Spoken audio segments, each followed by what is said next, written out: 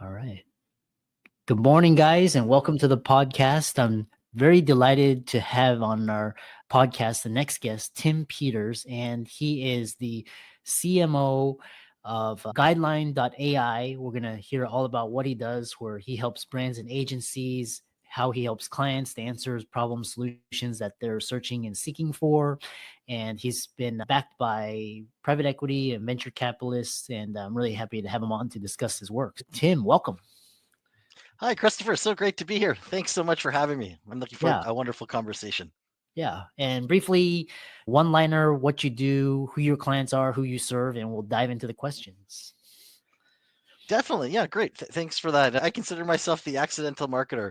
It's been about 25 years now. I started my career in sales, carrying a bag, but realized just how exciting it is in this world of combining sales and marketing. And over the last 25 years, I started off as a business development rep, got into marketing and slowly climbed the ladder. And for the last decade or so, I've been a senior marketing leader, both at public, private, venture backed, and private equity backed companies, mostly in the B2B space and mostly in technology. And so I'm excited to share lessons learned there from the different chapters in a company's history, whether you're just starting off and you're pre-revenue to whether you're scaling. I'm hoping I can share some advice and tips and lessons I've learned along the way with the community. Again, my name is Tim Peters. The company I'm with is Guideline.ai, and we serve actually CMOs and, as you mentioned, advertisers and advertising agencies. We collect as much of the world's advertising data as we can, the spend data from the world's largest brands, and can provide compelling insights to CMOs and agencies, whether that you're looking at a certain particular industry or sector and wondering how much is being spent, or say the cost per impression or cost per television spot, or you're wondering as we evolve into this world of digital where people are spending money, whether it's traditional television, podcasts, blogs, digital, YouTube. We have all of that information, which is a wealth of resources for leading CMOs and agencies. And I'm having a great time actually marketing a solution that's for marketers during my time here at Guideline. Yeah. Fascinating.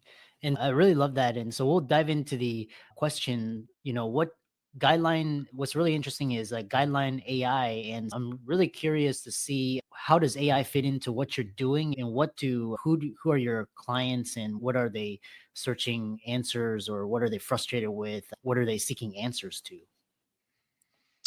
Yeah, so let me start with who our clients are. The world's largest brands are our clients, the CMOs, and also the world's largest agencies. And imagine a day in life for them wearing their shoes. You might have a hundreds of millions of dollars to spend on advertising, and you're trying to understand where you should be doing that. What channels are working? What are your competitors doing? There's just so many options out there right now, from traditional television, traditional radio, to billboards and out of home advertising, to podcasts, which is just growing just amazingly well, as we all know. And so more and more folks are advertising there because of the amazing engagement and hosts and creative folks like yourself. And so we help them understand, where are people advertising, where are people spending their time, where are people spending their money, helping them understand their category. You might be in consumer goods, you might be in cars or pharmaceuticals. And so we can help folks understand what's happening in their specific category, understand who's spending where, who's listening, what's driving results. And so that's who we focus on and support. And then Yeah. the AI component, gosh, we're collecting over $200 billion of advertising spend information every year. So where Wow. folks are spending those funds, again, across those different channels. And so we can use AI to help normalize that data and again, provide insights to those CMOs and to those marketing leaders, where that can be a challenge to try and process probably billions of data points on a monthly basis. We're leveraging AI to provide actionable insights to our customers, maybe recommending where they should be spending those funds. What's going to happen with things like tariffs? Could that potentially affect advertising spend for their specific category? So we're loving all of these advancements in AI and have some great partnerships with leading providers that are very well known. And yeah, it's just helping us deliver more and more value for our customers. Yeah, I know what's really interesting is after the 2024 election, when there was a little bit more certainty, sponsors and advertisers, they were coming knocking. And then once this tariff scare back in March and April, it's just like everybody went quiet and scared. And but never a dull moment. Definitely, Um, yeah, and we see that in our research that we like to publish and folks can find on guideline.ai, the effects of tariffs and what happens a quarter or two later. But hopefully things are stabilizing and we're going yeah, to see more advertising investment as the economy grows. But there are some really interesting trends when you look at the advertising spend and the macroeconomics and things happening at a geopolitical level. yeah. And so what I really is what I'm really people know a lot about just marketing and advertising and sales. When you throw in this idea of artificial intelligence, what the biggest companies, what should they be on the lookout for? What mistakes should they be observant when they're trying to scale marketing and advertising when AI is out there? Yeah, I'd say, gosh, there's a lot of things happening. It feels like marketing and maybe sales were two of the initial sort of areas where AI vendors focus, where they felt there was an opportunity. So it can be a bit overwhelming, but also exciting. But when Yeah. I scroll through my LinkedIn, it's a lot of folks saying, I don't know where to begin. I could spend my whole day just trying to keep up with all of these new vendors and what's happening and who should I be following or who should I be piloting in terms of new technologies. Mm. But I think, gosh, you got to stay close to it. You've got to spend at least a certain amount of your day, I think, staying on top of what's happening and learning about Mm. all these great AI tools. But Yeah. there's just so many incredible applications, and I can happily name maybe three or four where I'm seeing success, and it may be worthwhile for other marketers or business owners to take a look at. Uh, One would be market research. These uh, tools I'm finding can cut down days of research for me in terms of competitors, market opportunities, even campaign ideas. And so there's a lot of great tools out there that can really help scale, especially if you're a smaller business, do that market research or competitive intelligence. Another area would be content creation itself. So maybe doing research or first drafts of everything from white papers or maybe video scripts or show notes for podcasts, right? Putting together backgrounds on folks you might be having on a podcast. Again, not replacing us, but just helping marketers scale and do more, right? And work efficiently. So I think content creation, in that case, written content, and there's just amazing things happening. I'm going down the rabbit hole of video right now. There's so many interesting vendors coming out there where you can now prompt and create these commercial level, almost commercial ready, high quality videos. And so I think that's evolving almost on a daily basis. So I'd recommend experimenting and trying to stay on top of what you can do with content, whether it be for ads or for videos. Just amazing things happening with content creation as well. So those two or three things to keep in mind where AI could be applicable. And if you're a smaller business, it gives you the what you could have only done with a team of double or triple you what you might have, and then very applicable to larger businesses as well that just give you scale. You can do things now. If you're already creating content, take it and make it multilingual. There's so much you can do if you're a larger company as well, in terms of some of those examples I gave. yeah. And a follow-up question I have for you is because we're extensively using AI for the areas that you're talking about, market research and content creation. And it's what about for agencies that want to grow and scale rapidly?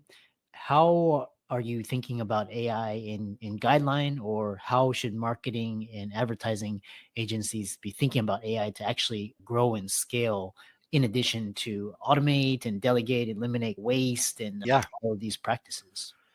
Yeah, great question. Another area that may be worth exploring, and everyone's situation is a little different, would be around business development.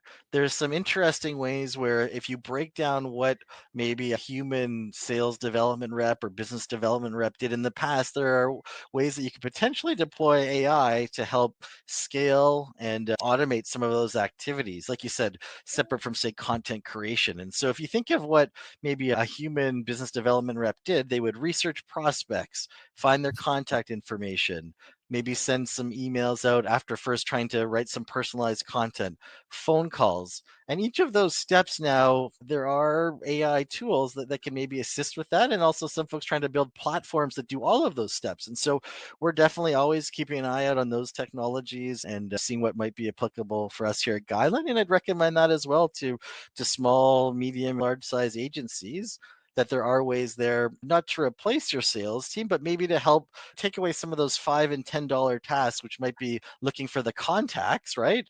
and letting Yeah. them do the high value work, which is having strategic conversations with prospects and existing customers, which is what you want your sales team doing, not updating the CRM, not looking up people's email addresses. A lot of that can be automated, and you have these great folks doing what they love as well and what you need them to be doing, which is closing business. So that could be an opportunity to explore aside from all of the great ways that AI can be used for content and research.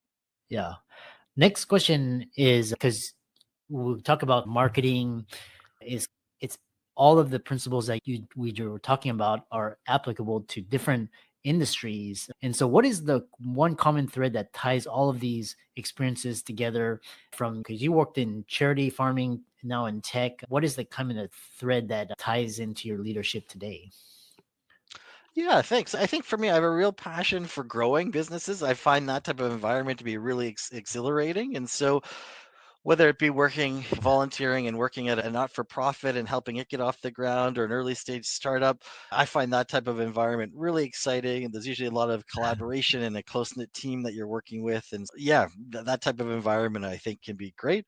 And it requires a lot of creativity. You might not have the budgets or the resources of a larger, more established company. So I think as a marketer, it also brings out the creativity in you in terms of how to break through the noise, get those first few paying customers, and then keep that snowball rolling. And so for me, I've really enjoyed that aspect of, yeah, the world of technology, the world of not for profits, is how can you go from 0 to 1 and bring hopefully what is a good idea that can serve customers, bring that to life. A follow-up question I have for you is, because you worked with global markets, with Asia, Europe, North Sure. America, how does brand storytelling and what's working in modern brand building today that you didn't know about, or that you see that's coming in the future? Yeah, when I think of earlier in my career, I didn't really have that understanding or experience that markets are very different. And I think being on the ground, if you can afford it, having folks in the local markets is just critical. You can have an overarching brand story and brand pillars that you abide by, but it's definitely different in every country, right? You have to be appreciative. If you want to earn that customer trust, you have to take on each market as something unique and special, and really understand their buying habits, their culture. And so I think that's critical.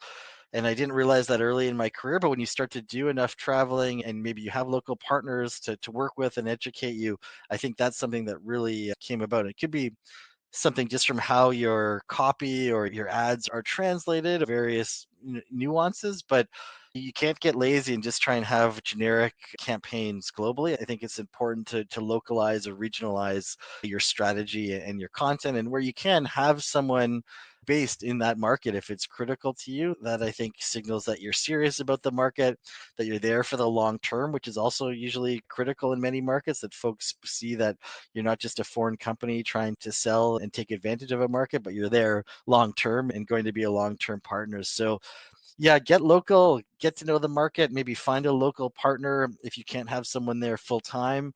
But yeah, you can have an overarching brand, but if you look at a whether it be McDonald's or a Ford Motor Company, there are differences, and you'll notice them from what you might see here in North America. And so, yeah, get local, get to know the market, find local partners, but don't treat it as one global vanilla market altogether. Really said. Earlier on in the discussion, you mentioned some of the platforms. For example, you mentioned blogs, podcasting, and I talk to a lot of creators these days, and a lot of them are saying you have to be on video and short form content. You have to be creating those two things, and you have to be on social media. In your opinion, what are you seeing? Because you have data from worldwide, and what platforms or what types of media are performing the best? Yeah, great question. We're really excited about short form content. It is just, we all have these things in our hands, right? Our phones. And so it's right there at our fingertips. And it's just more and more something that it's becoming mainstream, right? So I definitely think folks should not be ignoring short form content. B2B and B2C brands. It's incredible who you're seeing on there, even from a B2B front now. And I think more and more we're going to see more investment dollars there. They're great digital channels where you can get attribution. So definitely, I would not ignore short form video. And whether it even be traditional longer form channels like YouTube, there's shorts. We're seeing what platforms like Instagram are doing as well. And so it's definitely something that has to be part of your strategy. I think podcasting as well, just fascinating. When you look at the statistics, over 500 million people are listening to podcasts. A huge majority or a huge number of folks listen to the full podcast straight through. And I think it's, gosh, 7 or 8 hours a week, I believe was the most recent study I saw in terms of how many hours people are listening to podcasts. So it's interesting. On one side of things, you have short form, instant hit content, but then you also have this great long form content as well, where people are sitting and listening to a full podcast that might be half an hour, 45 minutes, in some cases a couple of hours long. So those are just a couple of ideas, but I think definitely I would be looking at short form content, but also some of the emerging long form content like podcasts as well. Try and find ways to build your own audience. Treat yourself as a brand, and I think try and determine where your customers are as well, right? So experiment and learn, and then double down where you are getting traction, right? I think all brands, whether it be the demographics are different, but folks, you should find hopefully a channel that ranks higher, and you'll want to invest where you are finding you're connecting with your ideal prospects.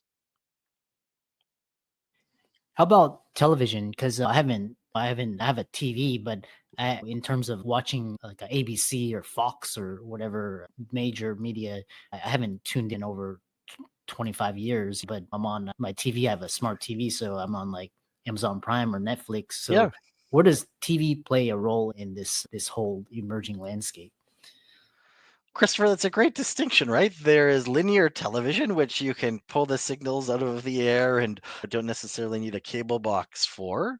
And then you brought up connected TV, which is the Netflix, the Amazon Prime. And so there are really interesting ways and measurable ways you can get your message in front of specific consumers now. It's not just, gosh, pay for an ad and hope for the best. With the connected TV examples you gave, you can really be specific in terms of who you're targeting, where they are, and understand the analytics too in terms of the results. And yeah, TV, although we've been talking a lot about newer channels, TV is far from dead and could be a great channel for folks, both linear TV, but also the advancements taking place in connected television. It's just incredible the type of targeting you can do to find places where your ideal audience, ideal consumers are watching television and to get in front of them. So it's a great point, and yeah, should not be ignored at all. And just amazing innovation happening there through some of the examples we gave, like Prime and Netflix and channels like Hulu.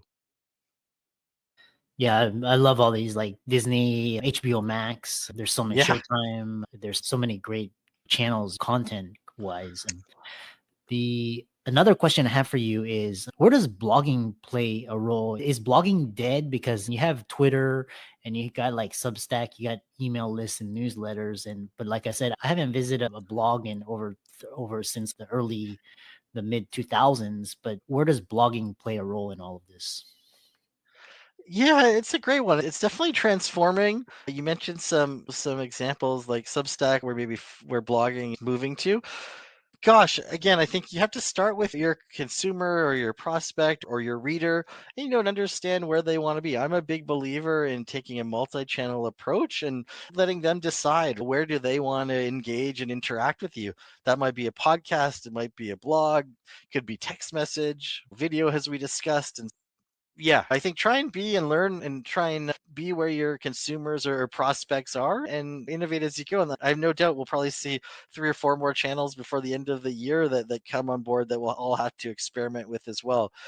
I'd say definitely far from dead, probably more popular in B2B space, but they're also really interesting online communities, though, that are for everything from storytelling to paid premium business content that is similar to blogging. And I think it really depends on your unique situation. And lastly, where can people connect with you and find out more about you and to seek the answers to their solutions and their problems? Yeah, great. No, please come visit us at Guideline.ai. Lots of great free research we post there related to the advertising industry and media industry. And if you want to connect with myself on LinkedIn, it's just it's at Timothy Peters. So always great to connect with folks on LinkedIn if I could ever be of help, or you have some questions related to some of the industry data we're publishing about the world of advertising and media. So yeah, definitely love to connect with people, and would be happy to do so there. Excellent. And thanks so much for coming on and giving a great fireside conversation, and keep up the great work. Thank you, Chris. I'm a big fan of the show. Really happy to be here. I'm Tim Peters, CMO of Guideline.ai. I just had a crazy, invigorating, wild conversation with Chris. We talked about everything from advertising to future trends on media, what channels are dying, what you have to keep an eye out for in 2026. Please tune in and learn about how you can grow your business, whether that's a startup, a scale up, or you're a publicly traded company. We have some great tips for you on this week's episode.